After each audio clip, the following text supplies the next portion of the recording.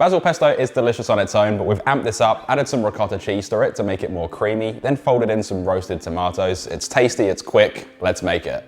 Now we'll start this off by making our pesto. Add 1 bunch of basil to a food processor or a mortar and pestle, 1 clove of garlic, 10 grams or 0.3 ounces of both walnuts and pine nuts, they're interchangeable, 20 grams or 0.7 ounces of freshly grated Parmigiano Reggiano cheese, a pinch of salt, some cracked black pepper, 20 cracks worth, and then 60 milliliters or 1/4 of a cup of extra virgin olive oil just to help this get moving to start with. We will be adding more later on, and this can then be placed onto a high speed and blitzed up just until everything starts to break down. Now we will be adding in more extra virgin olive oil to get that desired consistency. What we're looking for here is a thick but pourable paste. Don't make it too runny. It is better to add less than more because you can always add but you can't take out. And once you're happy with the consistency, we can then turn this off. We're going to add in 300 grams or 10.5 ounces of ricotta cheese. I'm using a soft ricotta cheese here. Then we can place this back onto a high speed. Just blitz it up again until everything has come together. It has that nice light green color and it's a nice thick consistency. Then we can leave it in the blender bowl to save dishes or transfer it over to a bowl. It's up to you how you want to do it.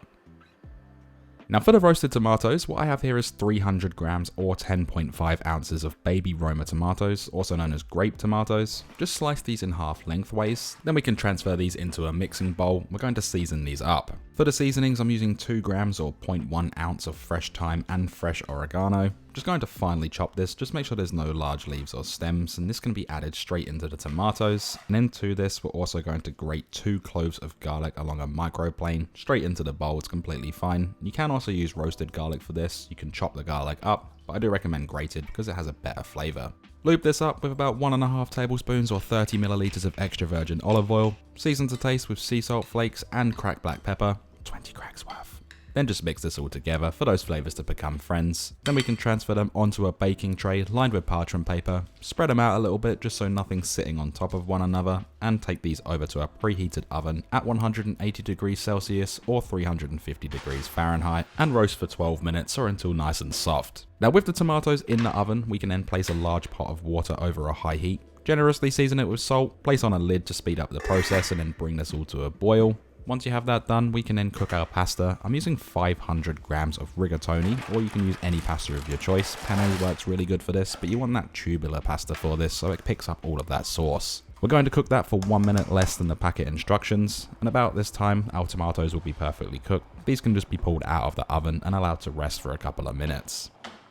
Once the pasta's cooked, I recommend removing about 1 cup or 250 milliliters of the pasta water. That way we can adjust the consistency of the sauce later on. Remove and drain it, then we can place that same pot back over the stovetop over a low heat. Let's then place the drained pasta back into the pot. Slide the tomatoes down the parchment paper express. Make sure you scrape in all of the seasonings as well for extra flavor. Then add in that ricotta pesto that we made at the beginning. Again, making sure you scrape it all in there.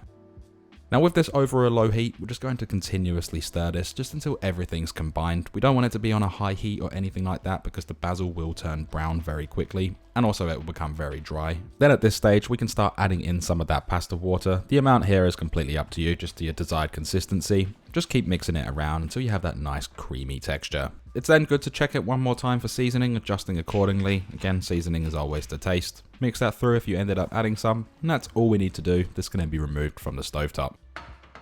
Now this recipe should serve 4 people. I always make my portions massive so I only get 2 out of it, but definitely 4 people for this one. And make sure you top off any of that extra sauce that's in the pan just for that extra flavour. Grate over some fresh Parmesan cheese using a microplane for that nice fine texture. Then tear up some fresh basil leaves, topping that over the top. All of this is optional, it is just a little bit of extra flavour.